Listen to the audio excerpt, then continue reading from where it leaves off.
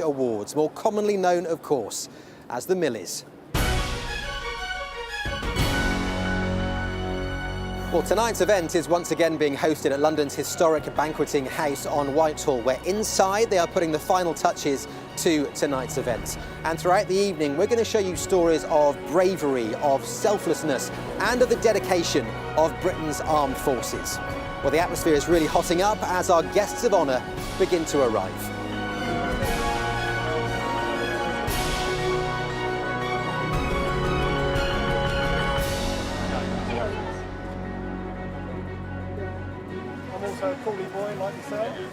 Military person will know this is a Scale A parade. You have to come to this one. And I always think, this is the most incredible person I've ever met. This is the most amazing story, the bravest thing, the most selfless act. And then you meet somebody else.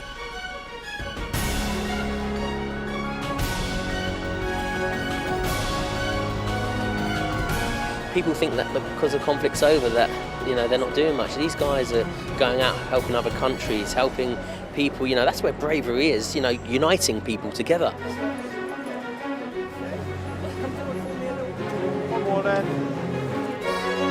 So they are the modern day superheroes at the end of the day. You know, we watch Spider-Man, Batman on TV, but, you know, these guys are the real heroes.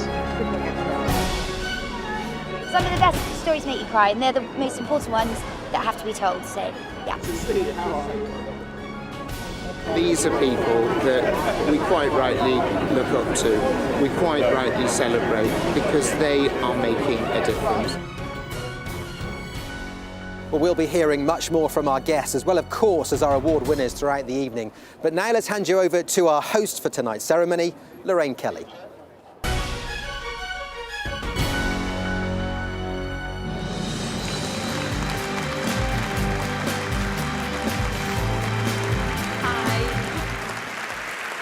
Nice to see you. It really is. Good evening and a huge big welcome to the Sun Military Awards, better known to all of us as the Millies. Thank you for the lovely welcome, and what a year it's been, from that fly past that brought London to a standstill to the sheer excitement of the Invictus Games on the other side of the world. This year has continued to be another year of exceptional heroism and inspiration. And once again, the Sun invited readers, members of the public, colleagues, neighbours and friends to nominate individuals, units or charities who they felt deserved special recognitions. The nominations were then sent to our panel of judges, many of whom are here today, and they had the very difficult task of choosing a winner in each category, and believe you me, it was very tough. Tonight, we're joined by our nominees, along with supporters from the world of telly, film and sport, to present the awards, and to present 10 of them, including a Judges Special Award. So please join me in giving all of our nominees, our fantastic nominees, a huge round of applause. Thank you so much. Thank you. You're all amazing. Absolutely amazing.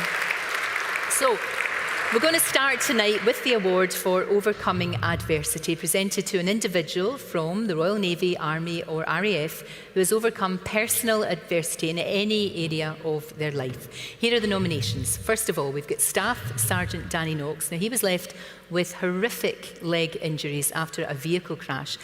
Doctors said that his career was over, but he has defied the medics to return to work. Then there's Lance Bombardier Robert Long. Now, Robert lost both of his eyes in a bomb blast in Helmand. Since then, though, he's not only discovered the martial art of jiu-jitsu, but has triumphed in the sport. And this year, he won gold at the Para-Jiu-Jitsu World Championships. And there's Senior Aircraftsman David Atkin. He battled back from a crushed spine to compete at the Invictus Games that we were talking about earlier on. Prince Harry's basically his Olympics for injured troops. So, please welcome on stage to present this award, Bear Grylls and my pal, Susanna Reid.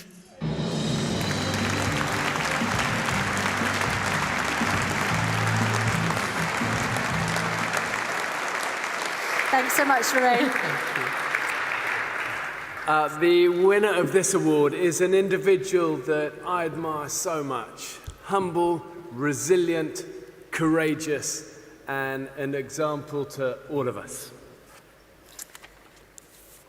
The award for overcoming adversity goes to Lance Bombardier Robert Long. Let's have a look at why he so deservedly won the award. Robert Long is a Brazilian jiu-jitsu world champion. Watching him fight, you'd never know that just a few years ago he suffered life-changing injuries while serving in Afghanistan. July 2010, I was hit by an IED, which resulted in me losing my left eye straight away on the battlefield. And then once I got back to the UK, my right eye had to be removed. I've been in pitch black ever since. I went from being a frontline soldier in Afghanistan to not being able to look after myself, cook for myself, do anything independently. I had to learn all independent living skills completely from scratch again. I had to, be guided round by people. My independence was shattered. Rob was already an experienced kickboxer, but turned to a martial art that relied more on touch than sight. As soon as Rob got on the mats, you could see physically he is an outstanding athlete, extremely strong, extremely powerful. His sensitivity, his agility, his responsiveness, it's all what you expect of a guy that's fully sighted. It's not as if he's just doing against para-athletes, he's doing it against fully able-bodied, fully sighted individuals in public open competitions that are open to anyone. He was a bit apprehensive about that. I was like, you'll be fine, comes out and wins. Just 2 years after taking up the sport, Rob was winning medals in the British Army team and a gold medal for Great Britain at the Para World Championships.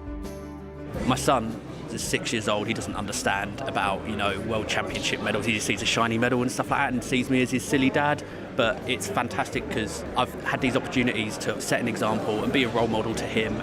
At one point, it felt like I was on the scrap heap of life, going from frontline soldier to being broken, and to come in and to be able to train with the army guys, and to then go on and train at the top level with people like Roger Gracie, and then be in these high level competitions again. It's an opportunity I never thought I would be able to get, and that's why I've reached out and grabbed it with both hands and not let go. I think it's been very good for his mental health. He's not giving up in life. He's still fully motivated. Living life to his fullest. He's not.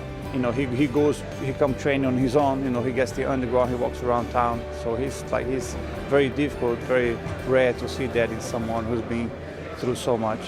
If you could bottle Rob's passion, drive, motivation and talent, not only would you become a billionaire overnight, but you'd make the world a much better place. Rob is that much of a good person.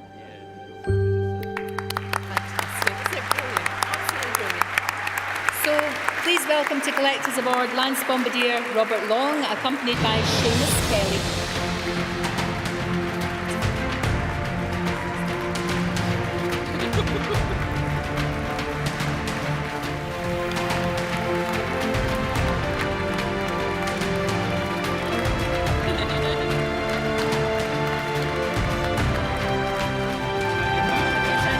It's Lorraine here. Hello, gorgeous. How are you feeling? Oh my God, I don't know what to say. That's okay, it's fine, it's so fine. You don't have to say anything other than, we think you're fantastic, we really do. It's a really tough sport, but we're saying that it's good for you physically, but really good for mentally as well. Yeah, on the mats, everything disappears, so there's no obstacles in my way. It's just me and another competitor, and the respect that they give me by, not giving me an inch, not giving me a mile. They're there to choke me, and I'm there to, it sounds funny, but I don't get that in regular life, and not that I'm seeking that, but it's nice to have that sort of diversity in your life of care and support. And then again, going back to my roots as a soldier, I'm back on the mat and I'm in an environment where I can compete and have the respect of people, where they don't see me as a disabled person necessarily. They see me as a guy who's going to destroy them if they make a wrong move. Exactly. Long may you continue to flourish. We think you're fantastic. Thank you so much. Thank you. Thank you. Great to see you. Thank you very much indeed.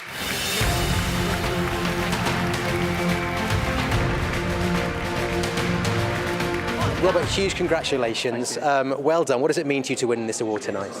It's amazing. It's more than I could have asked for. I've said before that I was injured and I was in a scrap heap of life, and to be to achieve what I've achieved and then be recognised for it is more than I could have asked for. I don't know. Yeah. Did you ever imagine you'd be here on a night like tonight, sort of receiving this award? It's incredible. Absolutely not. I mean, I'm sitting on a table with like Ross Kemp and guys from the British Army Brazilian Jiu-Jitsu team, and it's sort of like a world I've never been involved in or anything like that. Bear, very quickly, what a great way to start the evening. It is. Well, this evening is all about celebrating heroes, and you will not see a better example than this incredible man. OK, our second award tonight is the award for Hero Overseas Unit, and celebrates a unit from the Navy, Army or RAF for an act of inspirational heroism overseas. Nominated for this award: HMS Daring and her crew repeatedly sailed through a perilous Gulf choke point to protect shipping amid the brutal war between Saudi Arabia and Iranian-backed rebels in Yemen. Then there's a small team of soldiers on Project Beekeeper this year, and they trained Malawian rangers to protect endangered species from the scourge of poaching. And Number 31 Squadron RAF, they planned and executed a precision blitz on a Syrian regime chemical weapons facility, seriously denting its ability to strike innocent civilians with barbaric illegal weapons. Please welcome on stage to present this award, Victoria Pendleton and Anthony Ogogo.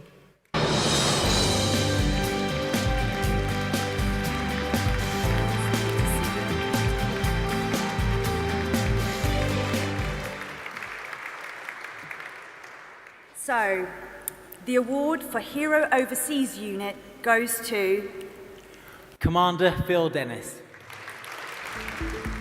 In September 2016, the crew of HMS Daring waved goodbye to their friends and families for a 9-month deployment to the Middle East. It was a routine deployment, but that was soon to change. As we're making our way out to the area through the Mediterranean, we had an indication that the conflict in Yemen had changed fairly significantly in terms of tempo and the threat that was posed in the southern Red Sea to any passing merchant vessels or shipping. So some very rapid replanning and some slight re-rolling, and we were deployed into the southern Red Sea for the last 3 months of 2016. The Type 45 destroyer operated for 50 days in this high-threat region, well within reach of anti-ship missiles. They spent 97 hours at action stations, ready to react to any threat. The rest of the time in defence watches. So when you go into defence watches, only half the ship's company is up at once. So you actually, I find personally, the ship is quieter. But when you go to action stations, clearly everyone is up and around, ready to operate and do whatever they need to do. It's really important that when you've got 260 sailors on board the ship, all in one place, living and working on board that ship. You can't go home, they can't have that time away. So actually you have to be quite open, you have to be quite honest. You have to trust each other. The actions of the ship's company of HMS Daring allowed 800,000 tonnes of shipping to pass through the narrow channel, the primary trade route for goods to Western countries, protecting commercial and economic interests on a global scale. This deployment also saw the new Wildcat helicopter used extensively for the first time. It's an incredibly powerful aircraft, and getting off the ship was easy, really. Getting back on was fine. And in those sort of temperatures, we were looking at 40 degrees, that should be challenging, but it wasn't because of how capable the aircraft was. I was very lucky to operate that aircraft. Daring's 260-strong crew were praised for their versatility, professionalism and dedication, delivering protection to merchants and seafarers in a dangerous and volatile region on behalf of Her Majesty's government.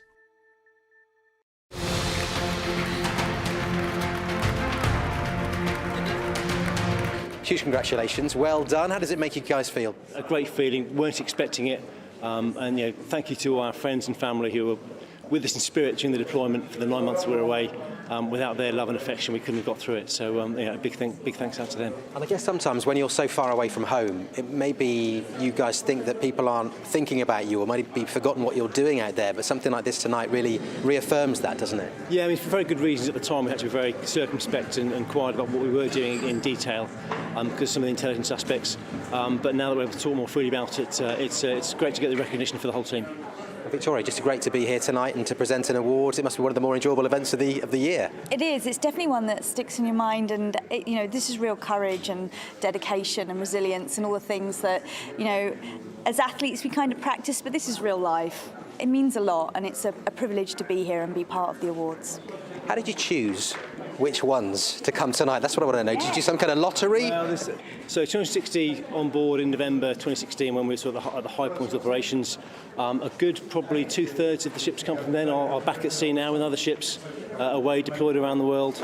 And probably of the remainers, there's a few who couldn't quite get here tonight for good reason. So I'm not saying I'm with the dregs tonight, but I'm with the guys that were available from the team at the time. So we've done really, really well. You're the best we could get, essentially. Congratulations. Thank you very much. I must just say, Ben has just had a baby girl last night, and he's made his way down here, and that's double congratulations. Yes, over here. Very, very proud father. So. Amazing. Congratulations. Thank you very much. Yeah, absolutely over the moon. Right, our next award is for inspiring others from an impressive list of nominees. This award honours an individual from the Royal Navy, Army or RAF who, through their example, has inspired others to achieve more in their lives. Well, nominated for this award, Inspirational Major Scott Mills. Now, he injected the Royal Marines ethos into the England football team, sparkling a miraculous run at the World Cup in Russia. I think we all remember that. Captain Jennifer Cahill is blind alpine skier Menna Fitzpatrick's guide, and she's helped her become the most decorated British winter Paralympian of all time. Incredible achievement. And Wing Commander Kevin Gatland planned the epic fly past to mark the 100th birthday of the RAF. That really was something so special. I was lucky enough to see it. I'll never forget it. It was amazing. And it inspires another generation to take to the skies. So, to present this award, please welcome Mr. Gareth Southgate.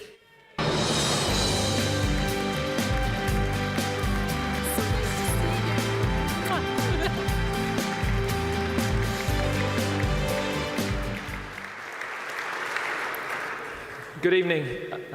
There are many people in the room who represent Queen of Country, and some are described as heroes. But I'm very clear that the only heroes are the ones in your teams and not in ours. The consequences of success and failure are so much higher. The award for inspiring others goes to Major Scott Mills.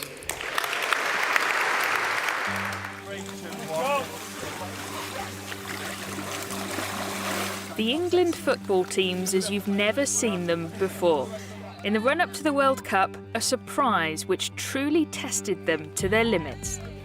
Both the men's and the women's teams put through their paces by Royal Marines at their training centre in Devon, led by their head of physical training, Scotty Mills. The staff and all the players all got stuck in together, and they really truly started working as a team. Everybody camped together, everybody went through all of the physical endurance together. Yeah, that respect for each other was something that carried right the way through Russia. You're going to, at times, going to need to show some courage. But it wasn't just the physical tests that gave them the edge. Words of wisdom from Scotty were invaluable during the World Cup, leading the team to their best performance in the competition for years. He had a big impact on not only myself, but I think everybody that went down to Lympstone.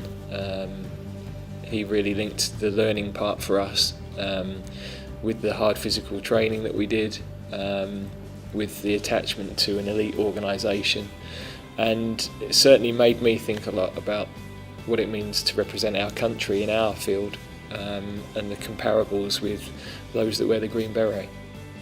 He's served in Iraq and Afghanistan, and he was chosen to represent his country at the closing ceremony of the Olympic Games in London in 2012. But it was never Scotty's plan to become a Royal Marine. I used to be into roller skating and ice skating and walking down the high street, and it started to rain and I didn't want to get my skates rusted, and I had a bit of respect for them and dived into the first shop that I saw, which was the Marines recruiting office. And out come this sergeant who'd been in the Falklands, big hairy moustache, and said, "You look like a fit lad, can you do pull-ups?" So with roller skates over my shoulder, I did a few pull-ups and 31 years later, I'm still here. Before his current job, he ran Hasler Company, helping injured service personnel like his friend and former Royal Marine Lee, who was injured in a road traffic accident. What Scotty's got, and probably his greatest asset, is empathy. He really understands people, and he can really feel for how you feel, and that's a rare attribute. Not everybody has it. Yeah, I don't mind saying we've hugged a couple of times and shed a tear, and there aren't many people I would open up in that way to, for sure. Scotty just exudes inspiration and enthusiasm. You meet up with Scotty, you've got a sort of slightly crazy idea. 10 minutes later with him, and you agree to row across the Atlantic or something. I mean, it's just that sort of guy that just brings out the best in people and just lets people know that even though it's a crazy idea, they can do it. The world needs a lot more Scotty Mills. Please welcome to Collectors Award, Major Scott Mills.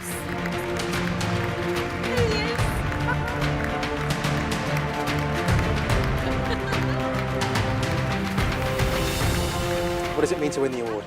Supremely humbled and really proud as well. Proud for my family. And when I talk about family, I talk about my family at Royal Marines, my family at home, my family of colleagues, and my family in England as well, in the England football team. This has all been part of the friendship and the camaraderie that we've built over all that time, and I'm absolutely supremely honoured to receive it. What was it like putting these guys through their paces? Well, it was great fun. First of all, the very humble team, humble staff, brilliant leaders, and a young team who is a new team. They've got new ideas with new ways of thinking, and a manager is prepared to take some chances as well. And some of those chances and calculated risks are really starting to pay off. And we can see that in the belief that we're all starting to develop in our football team. And that belief comes from this man next to me. Gareth, how much did it actually help when you got to the World Cup that you went through all this training together? What did it do for you guys? I think it was a huge part of our journey in coming together as a team, players and staff. We all shared the experiences together. Everybody from the guys that are in our medical team, the kit department, every area went through all of the challenges, and I think respect from the players for them really grew through that.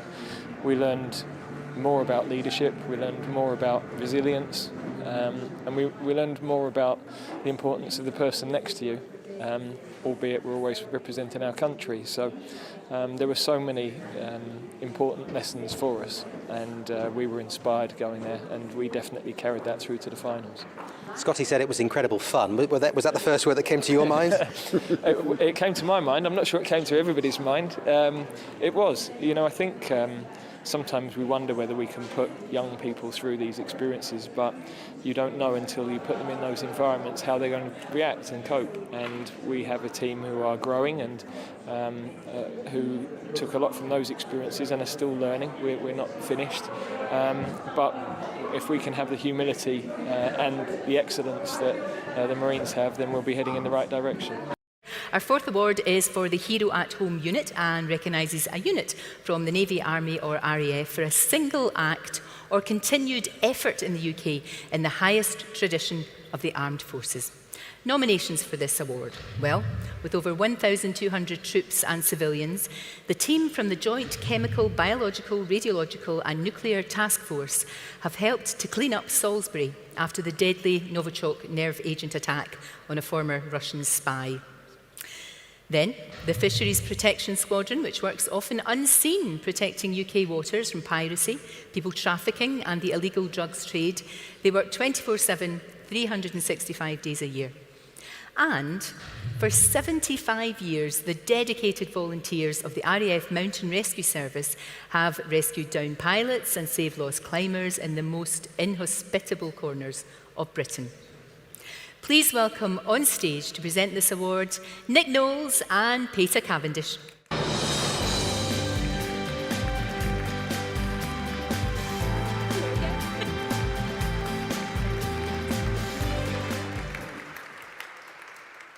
Thank you for being the backbone of this country, and on a Night of Heroes where we're here to say thank you to you also, to just extend that to your families who also make such sacrifices when we're at that time of year about being together, when we know a lot of your families are not. You're deployed overseas, and it might not always be on the front pages of the newspaper, but it isn't just tonight on a Night of Heroes that we remember that. It is every day, so thank you very much.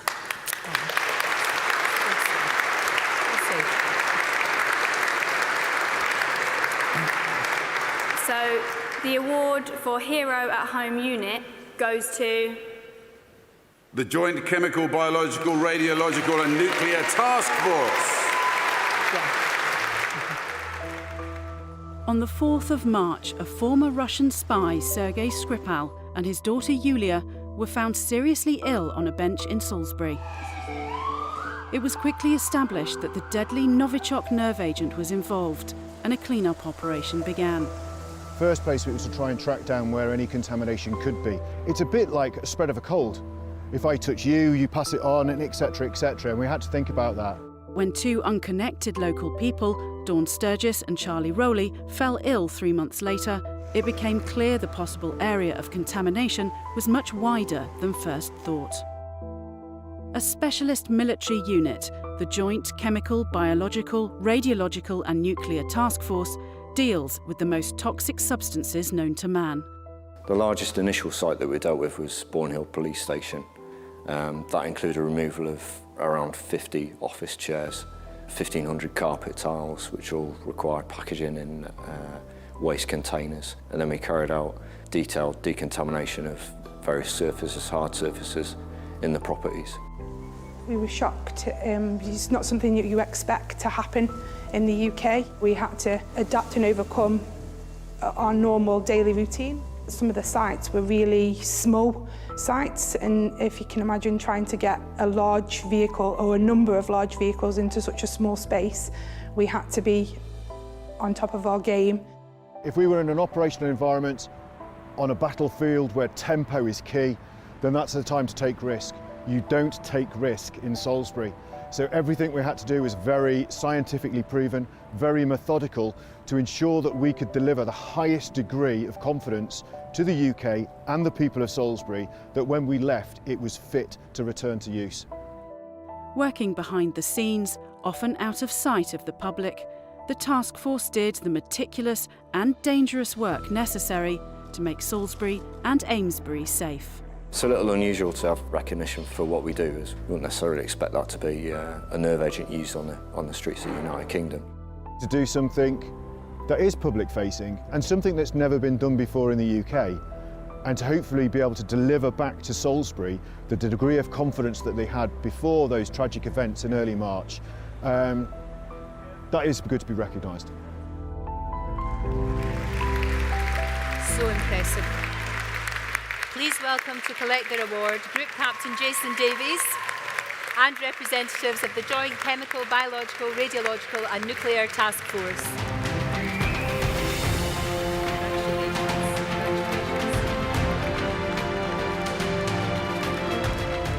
Congratulations, everybody. Such a privilege to chat to you after winning this award. What does it mean to be recognised for the fantastic work that you do? I think for the whole team, there's 1,200 of us in total, 120 in Salisbury at any one time. But we were working behind closed doors. The last thing you wanted for Salisbury is to see ourselves in all the hazmat kit on a daily basis, walking around the streets. So we actually did dawn and dusk, out sitting away from the public limelight in what was a global incident. So to be recognised, months after, but still whilst the operation is going on, is I think I speak for the team. It's pretty special. Nick, we hear so many great things tonight about people saying how, what an important job they do. But this is proper stuff, isn't it? It's kind of mind-blowing, the work that they do. Well, it's hugely impressive, and again, demonstrating why the British Armed Forces are simply the best in the world, but because they can react to uncharted waters and react accordingly, put themselves in the line of danger, and actually clean up something that nobody had ever seen before, and make the streets safe again. There is a big question, of course, which is, there are here the Air Force and the Army represented in only one trophy. I wonder where it's going to end up sitting. Where is it going to end up sitting? Oh, I think there'll be a discussion for later on. Right, next up is the award for Best Reservist, and it celebrates an individual from any branch of the reserves for an act of bravery or exceptional service at home or abroad. So those who made the shortlist are Lance Corporal Benedict Kessie put his career as a digital marketing executive on hold to become a Royal Marine Reservist. He was central to the Mercy mission to the Caribbean after the devastation wrought by Hurricane Irma. Then, dedicated Corporal Isabel Hutchinson, she saved a young girl's life after talking her out of a suicide attempt. And Warrant Officer Gary Edwards, now he's taken part in a number of vitally significant historic restoration projects, and his enthusiasm for the past is now firing the minds of the next generation of heroes. So please welcome to present this award the lovely Georgia Toffolo, equally lovely Anthony Cotton.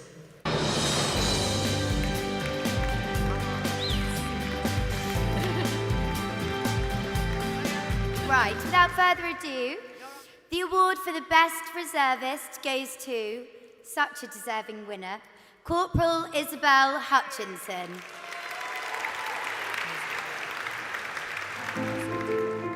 Army reservist Isabel Hutchinson had been shopping in Poole. On her way home, she saw a woman she feared was about to take her own life. I walked over to her, and that's when I obviously realised how serious the situation was, and that she was obviously not in a good place at all, and didn't want to be here anymore. So I just started talking to her. I think we definitely encourage people not to be afraid to approach someone if you're worried about them, if you think they may be contemplating taking their own life. I think approaching them softly, cautiously, and asking if they're okay or how their day's going is a really good way to disrupt the chain of thought that they may be going through. The crowd then grew, which was making me a bit more nervous, because you had people that were coming in saying, oh, what would your family think, and how would they feel, which in that situation you don't ask them questions, because she could be there because of that reason. So I managed to just say to them, look, can you just let me do the talking? She not only approached it in the way we would absolutely advocate herself, but she also prevented others from perhaps taking actions that we wouldn't be so keen they do and physically intervening. I definitely think that my military background made a difference within the situation, with being able to control a crowd, so having that confidence to be able to say, look, I'm dealing with the situation. I think something must have just clicked that actually I cared about her, and I don't know whether she thought, actually, people do care about me and I can actually maybe overcome this. What's really nice about Isabel's story is that we can all do that. All of us are able to step forward and make that human contact with someone and just ask them if they're okay. The police did brilliant. They came and they were dressed, so you couldn't really see they were police, they were just all in black. At that point she said, well, you just don't leave me just yet. So I stayed with her for a bit longer, talked to the police, obviously explained, and then they managed to get her in the car, and then off she went, and then off I went. Isabel's family aren't surprised she stepped in to help someone in trouble. Isabel is an amazing woman. I'm very privileged to call her my wife. I'm not surprised how the way she handled it. I thought she was absolutely fantastic. She's very kind and also an amazing soldier. I think that is probably the most scared I have ever been in my entire life. In a sense, I think I feel quite proud of myself that I managed to probably save that I saved her life, and hopefully now she's got over the demons and she's got the help she needs and she's living a happy life. Remarkable. Please welcome to collect her award, Corporal Isabel Hutchinson.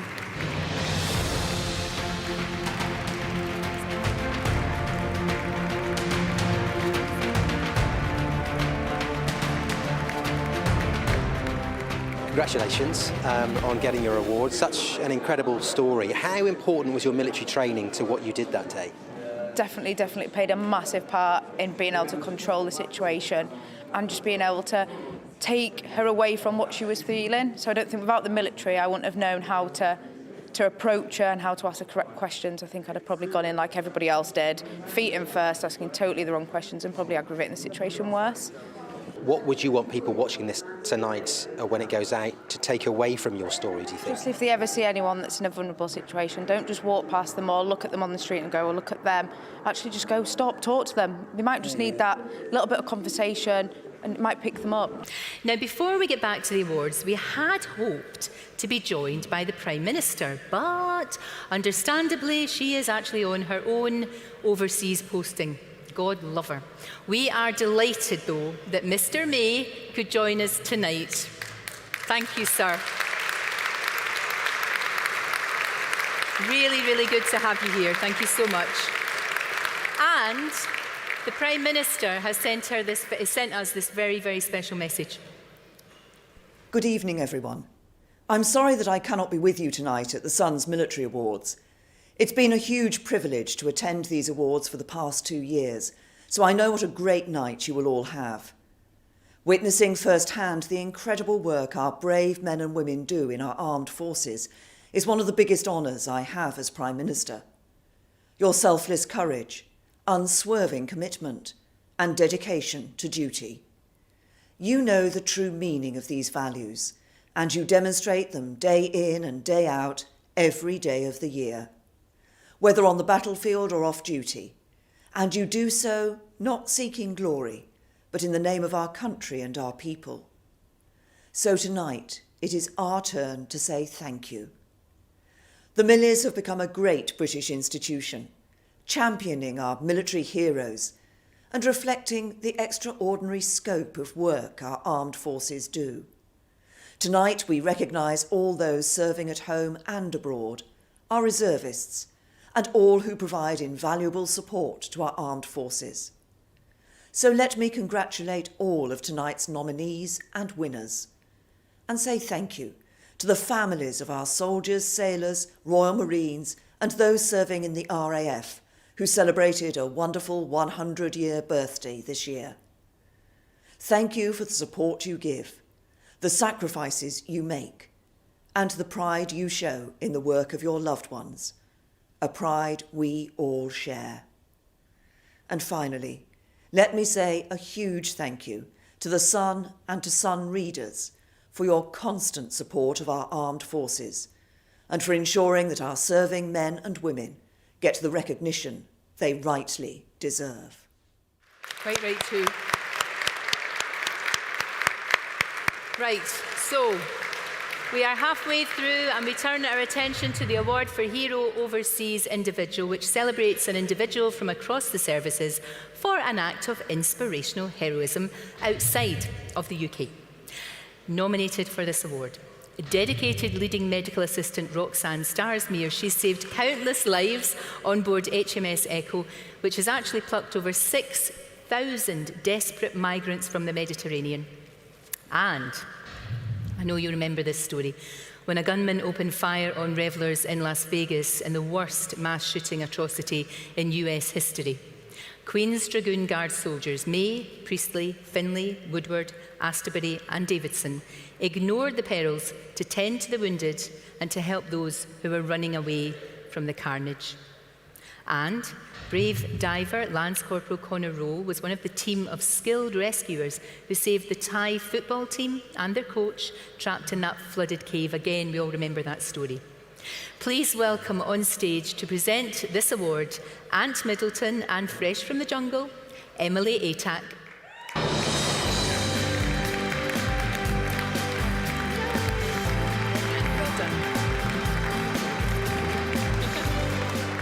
The award for Heroes Overseas goes to the Las Vegas Six.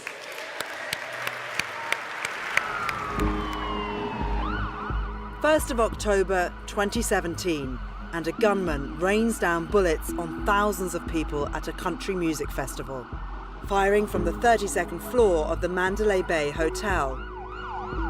Hey, you guys, get down!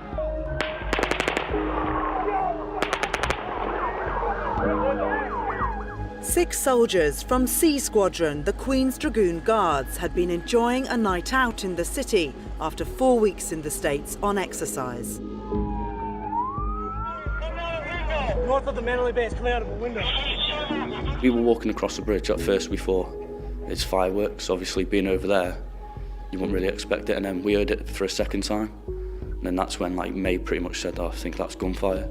I said, don't be stupid, we're in Las Vegas, it's going to be a show somewhere, so we're going to try and find a show. We started walking through the Tropicana Hotel, and at this point, I'm confronted by a wave of people saying the gunman's coming. Everyone was running past the window, and it's not like normal running where you were people barging out of the way, pushing other people out of the way and things like that. So it's this is not a normal sort of situation. Go, go, go, go, go. That way, that way, that way, that way. So a lot of them are coming to the hotel for shelter. There's loads of people like looking for their families and trying to call up loved ones and that, and asking if you'd seen people. I noticed a man that was on the floor. It looks like a considerable amount of stress, like a amount of pain. So I explained I was going to lift the T-shirt up to have a look, and it was like a gunshot wound in his lower left back. So I kept pressure on my hand initially.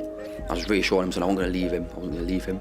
That was his main concern. He thought I was just going to go, and I kept promised I wasn't going to go anywhere. And a minute or maybe 2 minutes passed, and he wasn't very responsive at all. And a short while after that, there was no response from him at all. Hey, they're shooting right at us, guys. Everybody stay down. Stay down. 2 lads brought this woman in, and she'd been shot in her cheek and in her leg. The lads helped me carry her outside, and when we got outside, there was like loads of ambulances out near the front across the road, so we carried her over to there. Working through the night, the troopers spent 6 hours leading people to safety, treating the wounded and assisting emergency teams before being released by the first responders. The shooting left 58 people dead and 851 wounded, and remains America's most deadly gun massacre. There was no real sort of emotion until after, when you sort of sit there and recap. I learned a bit about myself that day, which was how you'd actually react in a situation, because you never really know until you have to go into one of those situations yourself. We're very proud of them. A lot of these are young guys. They're quite junior with little or no operational experience, and yet they were plunged into this situation, and they reacted as anyone would hope they would. They could have hidden away and shied away from doing anything, but they didn't. They went forward and tried to help people. Absolutely the right thing to do. Please welcome to collect their award, the heroes, the real heroes from Las Vegas.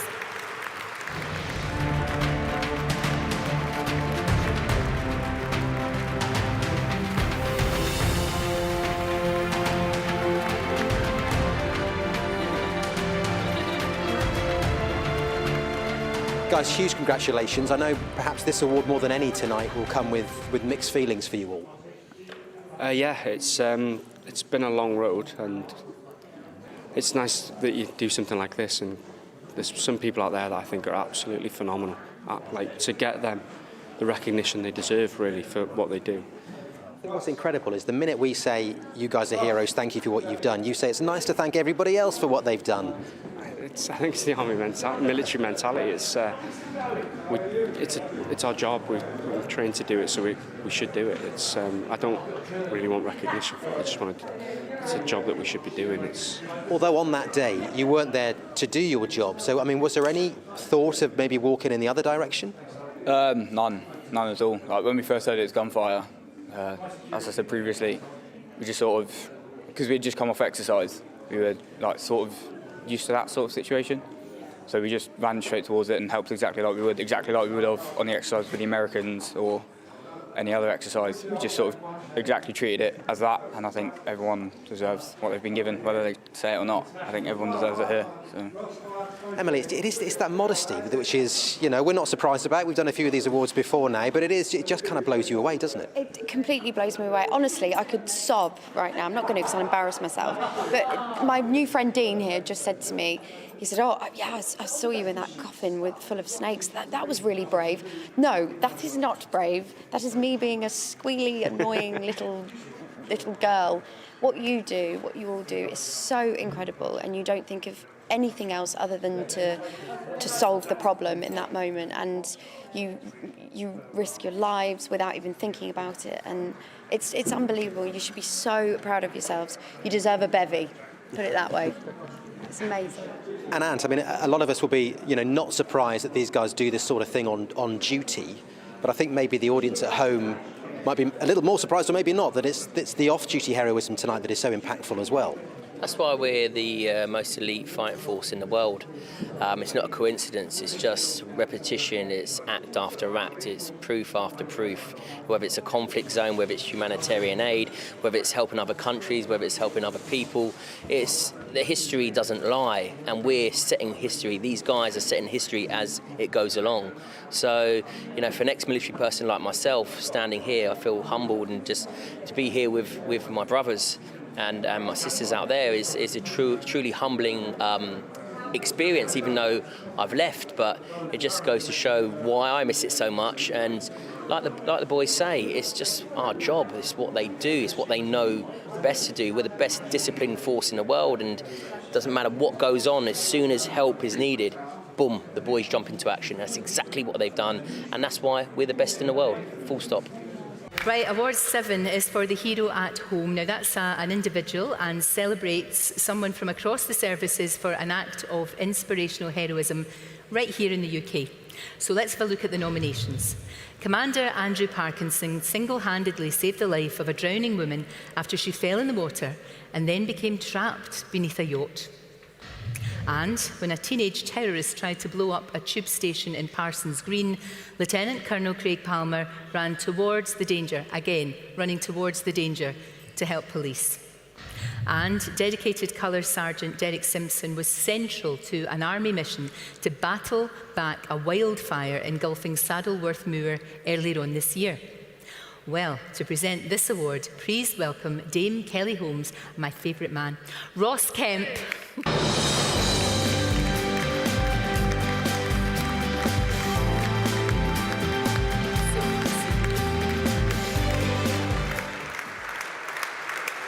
Lorraine, can I say you got that wrong, actually? She's Colonel Dame Kelly. Of course. It's always truly humbling to be at Millies. It's a great opportunity for civvies like myself to get a chance to say a thank you, not only up front, but also for my family. Particularly at this time of year, we know many guys and girls are serving away. And you are all true heroes, real heroes. Now over to the Colonel. Yes. I have to say this one thing my brother said, I have to say to you. All right, bruv? I got that out of the way.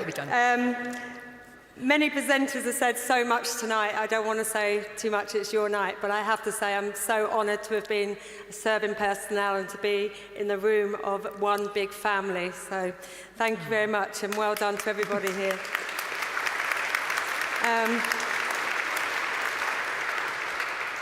So the award for Hero at Home individual goes to Commander Andrew Parkinson.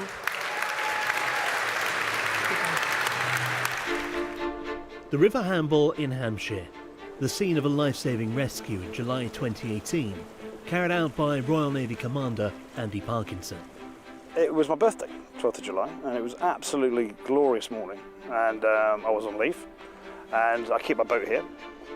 Kettle had just boiled, just about to come up on deck, and I heard a splash followed by a second splash. A couple of seconds afterwards, there was a female voice screamed, "Help." A woman had fallen from her boat while manoeuvring in the marina with her husband and a friend. The husband had also gone in. Commander Parkinson ran to investigate.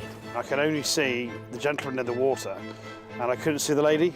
Looked over the side, and right under the stern on that corner, I could just see the top of her hair. Andy jumped into the water and went under the yacht.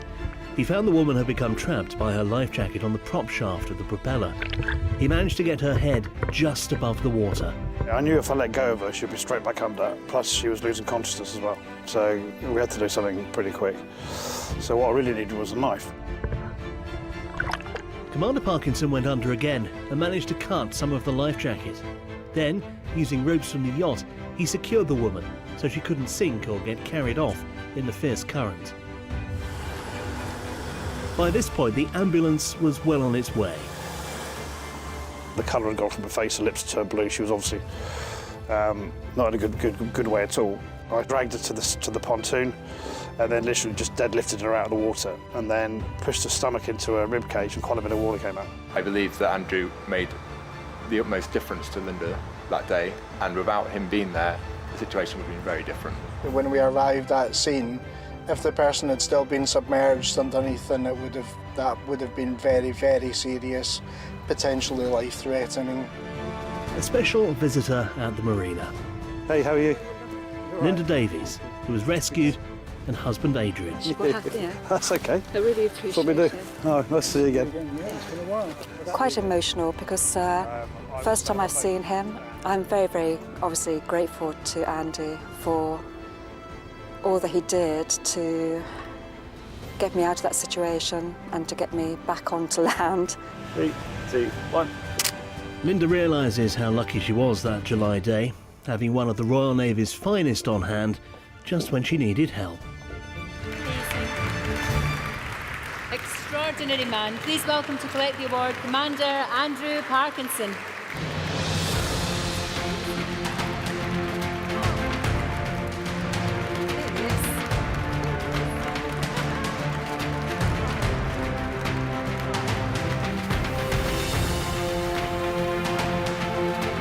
Congratulations. I mean, what a way to spend a birthday. Yeah, I just thought I must have a quiet day on my boat. I'm on leave, a couple of quiet beers, weather's fantastic, and a bit of peace and quiet for the day. That's what I was expecting. I'm interested in when that military training kicks in, and at what point. How long do you leave it before you think, oh, it's me, I've got to do it? You don't have that time. It's instant. I mean, I have got a strong background in sea survival, be it quite a while ago, but I spend a lot of time on the water. Weekly I'm on the water. So you're comfortable in that environment, and you can recognise the conditions sort of fairly quickly. And I think my immediate thought was, obviously I've got to do something here, but also, what's my exit? I'm going to go into danger now. But I did think at one point that this is it's going to be a bad situation, it's not going to finish well, and then I've got to think about myself. And then how I'm going to get out. Because it was a big tide, right? Strong tide. So I looked. There was a ladder that I could see. I'm a strong swimmer. There was a ladder I knew I could probably get to get out. So I knew that was my exit. But then, to answer your question, it kicks in straight away. It's just instinct. It's just what you do. This is like literally a hero, jumping in, saving 2 people's lives. He's obviously got a fantastic military background, so you have that sense of urgency, compassion, you want to help people. But, this is something extraordinary. Behind the armed forces community, there's a wide range of support networks, as we know, and we're going to take a closer look now at 3 groups who provide much needed assistance. The Support to the Armed Forces Award is given to a civilian charity, group or a company that has delivered unrivalled support. Nominated for this award, the commemoration charity There But Not There created those incredible ghostly Tommy statues to honour those that fell in World War I and raise money for today's generation of veterans. Inspirational Tech Vets is training and connecting veterans so that they can work in the growing cyber security jobs market. Very, very important. And Give Us Time has sent hundreds of service families going through really tough times on much needed holidays to sort of recuperate, reconnect and have some respite. So please welcome on stage to present this award, Kim Marsh and Jane Moore.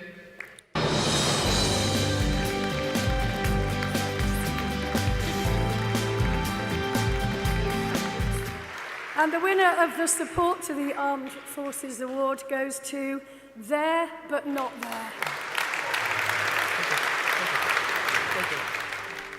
Haunting images of the First World War have been appearing in locations from the White Cliffs of Dover to the White House. Each silhouette represents someone who died in conflict. The There But Not There project has got 3 aims: to commemorate, to educate and to heal. To commemorate those who fell in the First World War, to educate current generations about the awfulness of war so we don't go there again, and thirdly to raise funds to help the healing process of those who've been injured, particularly with mental health injuries in recent conflicts. In schools and places of worship across the UK, more ghostly images. Transparent silhouettes of those who died. People represent someone who they want to remember that may have lost their lives in the First World War, but also the Second World War and also recent conflicts. It's just a lovely way to bring that individual back to their community. And in the nation's homes, 10-inch Tommies made by volunteers and veterans from Royal British Legion Industries. I went and bought one to remember the 3 soldiers that I lost when I served in Afghanistan. Rowley was awarded a military cross for Operation Panther's Claw in Helmand, which saw heavy British casualties. There But Not There was formed in their name, and in the name of all those still recovering from the aftermath of war. We're trying to educate everyone about it and also help people from all different conflicts. I mean, I'm 28 and Geordie's in his 70s, and yet we're still part of the same organisation. We went to Far East, Middle East, Germany, places like that. And then these young little lads with the Afghanistan, and then we look back to the First World War. And I'm very proud to be representing people like that. I want this charity to be, from a personal perspective, as successful as it possibly can be, and we raise as much money as we possibly can do to give to those 6 incredible benefiting charities that can help us achieve our aims of commemorate, educate, and most importantly, heal.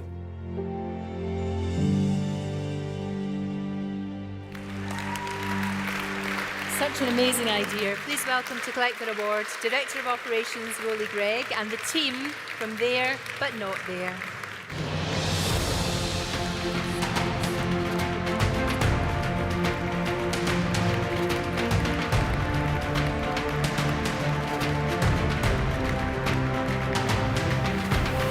They're so powerful and yet so simple, as I guess most of the good ideas are. Where did the idea come from? It's a very simple idea to get the names off the wall. They've been there 100 years. We need to get them back in their communities. This project, under Rolly's direction, has done that. We're in 3,500 locations with our silhouettes. We're in 2,000 locations with our 6-foot Tommies. And I'm so immensely chuffed as a simple artist amongst the most exalted company I have ever been in, that we can now use it to raise the funds, to get the VAT back from the government, to sell our Tommies, to make the millions that we need for our 6 beneficiaries. So from a little oak, we are making a massive forest, and we must keep going on that line. And in terms of that fundraising, where are we now? It's been incredible. Not only have we managed to be the catalyst to the Chancellor giving a further £13 million to the Armed Forces community to look after our veterans of today. We have turned over £5.6 million. We've given various bits of grants to the Invictus Games Foundation. We've given grants to True Patriot Love when we launched out in Canada, and we are now raising as many more funds as we possibly can to remember those people that didn't make it back for Christmas, who died after the armistice, to ensure that we continue to raise vital funds for today's veterans to give to our 6 benefiting charities too. Right, our penultimate award is for innovation. Now, this is a category that recognises a company, a team or an individual that has designed, developed and delivered a piece of life-saving or game-changing equipment that's basically transforming the work of our armed forces at home and abroad. So, nominated for this award are government scientists at DSTL have achieved a world first. They've discovered the signature of deadly sepsis before it becomes life-threatening. Now, this discovery will save hundreds of thousands of lives. Then, a small RAF team spearheaded a satellite project. It's called Carbonite 2. It's been launched into space, this is brilliant, and has the ability to beam live surveillance footage direct to the cockpits of fast jets. Amazing. And genius Royal Marines engineer Paul Anderson took old mobile phones, there's one there, just going off, and obsolete army radios, and designed kit that allows soldiers to see all their comrades' positions on the battlefield on a screen. It is just phenomenal, it really is. So please, welcome on stage to present this award, Jolie Richardson and Mark Austin.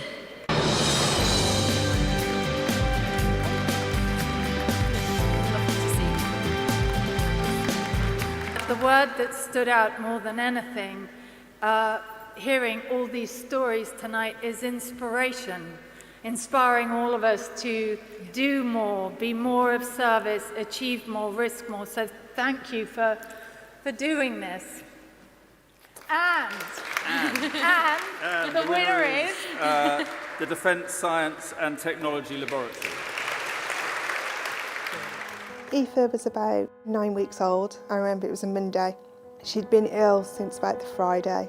She sort of had a bit of a cold, that type of thing. She kind of deteriorated over the weekend. Concerned about Aoife's health, her mother Louise took her to see her GP, who immediately sent her to hospital. I was told that they were going to put her in a coma, an induced coma, because her body was kind of struggling and it was in best interest. And I was like, what's actually happening here? Is she going to make it? Louise was then given the devastating news that Aoife had sepsis. Sepsis is the way the body responds to an infection. So it's always triggered by an infection. And in sepsis, the body's immune system goes into overdrive. And if we don't stop it, that starts to damage the organs and tissues. But after many days of careful treatment, Aoife improved and made a full recovery. Sepsis is frighteningly common and astonishingly deadly. We now estimate it claims at least 52,000 lives every year in the United Kingdom, which is more than are claimed by breast cancer, bowel cancer and prostate cancer put together. Since the first successful use of penicillin in the Second World War, solving infection problems on the battlefield has often meant the military leads from the front in medical breakthroughs. Scientists at the Defence Science and Technology Laboratory have been working for the past 10 years to improve sepsis survival rates. We decided to think about alternative ways to diagnose infection. So instead of waiting for somebody to be ill and become symptomatic and have a short treatment window, we thought, why not try and treat them or diagnose them before they became ill? We've had over 103 clinicians, nurses at research centres across the UK and Germany taking part, and there were months, years where we thought we'd never get there. So it was a long, hard road. But yes, once we got that amazing result, then big smiles all around. We've found the signature. We found something upon which we can build a box that you can take into the field and test personnel. We're finding that actually our work, while founded historically on military application, is really becoming the sort of research arm for the whole of defence and security across all of government, and increasingly helping non-military as well as military people stay safe. By having this sort of early intervention and having some way of defining yes or no, is sepsis prevalent here or not, and I think that's going to be an amazing thing and stop more families having to be in positions like my family were on that day. It's had such a profound impact on us and on our lives. Fantastic. Please welcome to collect their award Dr. Roman Lukaszewski and the team from the Defence Science and Technology Laboratory.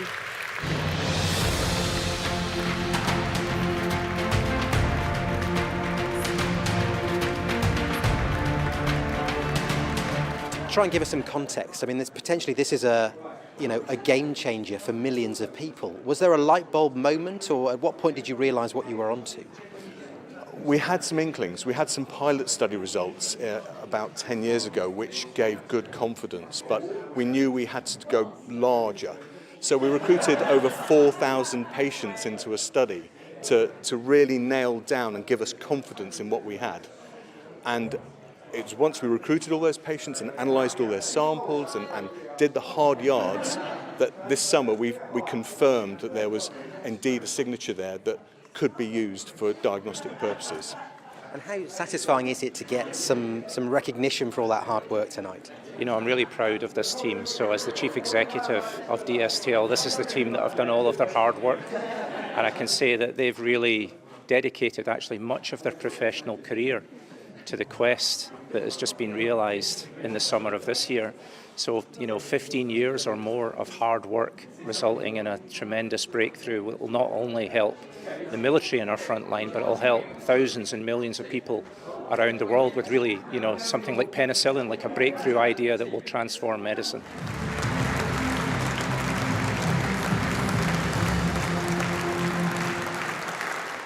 Now, every year at the judge's discretion, we recognise exceptional service from an individual, a group or a unit with the Special Judges Award. This year, of course, is no exception. So to present our final award of the evening, please welcome to the stage the beautiful Kate Silverton.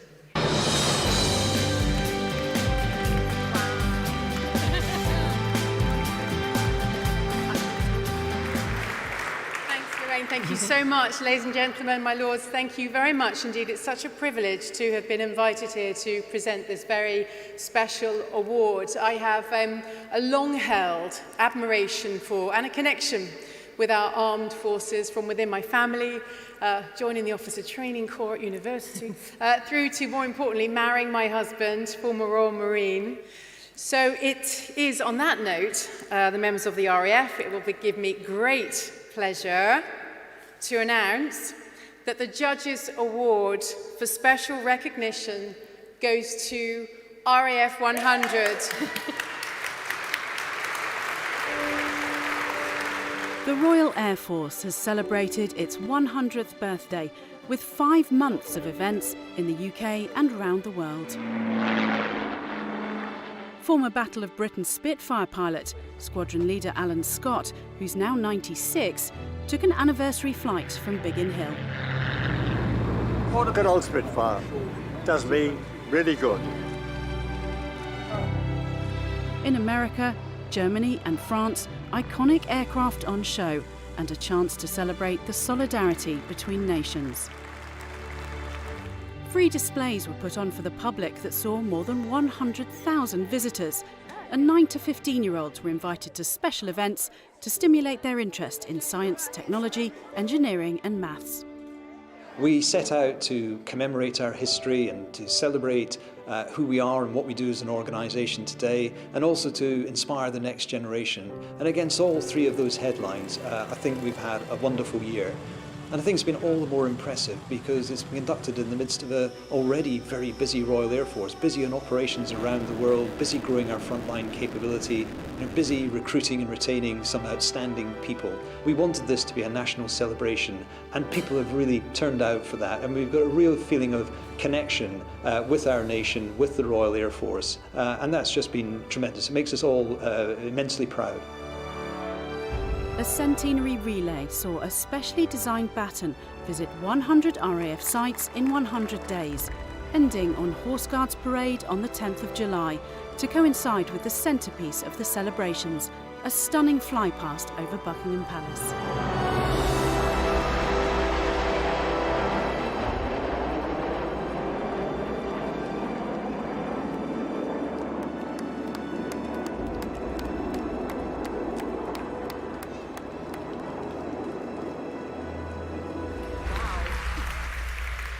Please welcome to collect this award Air Chief Marshal Sir Stephen Hillier and representatives of RAF 100.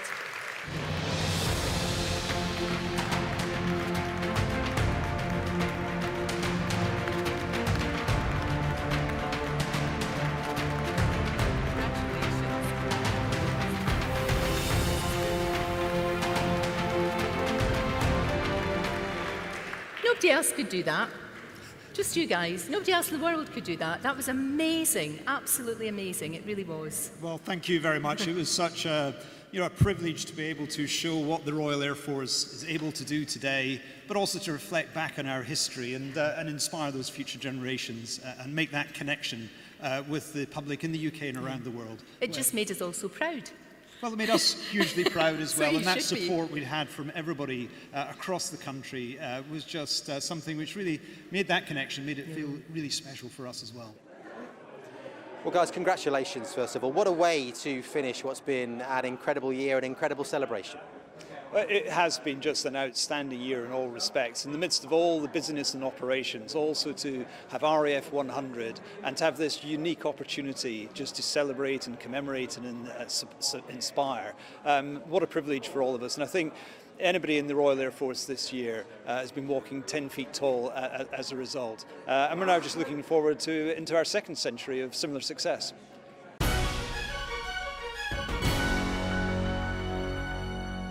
And that is it from the 2018 Millies. You can see more on the winners on our website, forces.net, as ever is the address. But for now, from Banqueting House in London, it's goodbye.